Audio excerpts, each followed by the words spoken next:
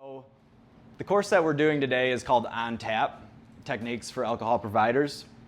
And it's designed by an insurance company, Illinois Casualty Company. And I'm Tyler from Topo, Michigan. We'll do a quick introduction here as well. Now, only bad bartenders have to measure their drinks. I think we're gonna have fun today. I like this class. We're going to look at the effects of alcohol, take a look at some of the intoxication signs, what the contributing factors are.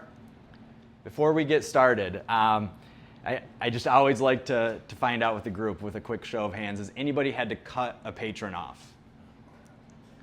Well, pretty good number here. What's a good way to remember this?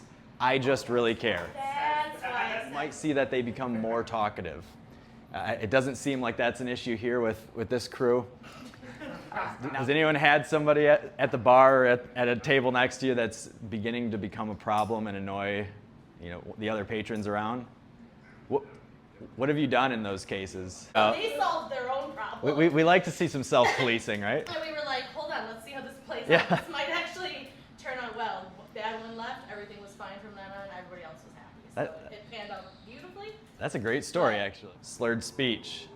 Now, when we're talking about tolerance and things like that, these signs become more difficult to pick up on. And so you might, especially when you see a seasoned drinker, they might not exhibit any of these along the way. What about coordination?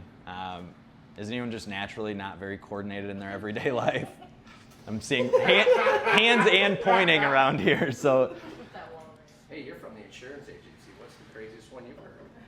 ours are usually not very exciting or laughable. They're car accidents, or they're, depending on the establishment, we see a lot of fights, and one of the worst ones are usually one punch kills, and they hit them and people fall and hit their head on something else.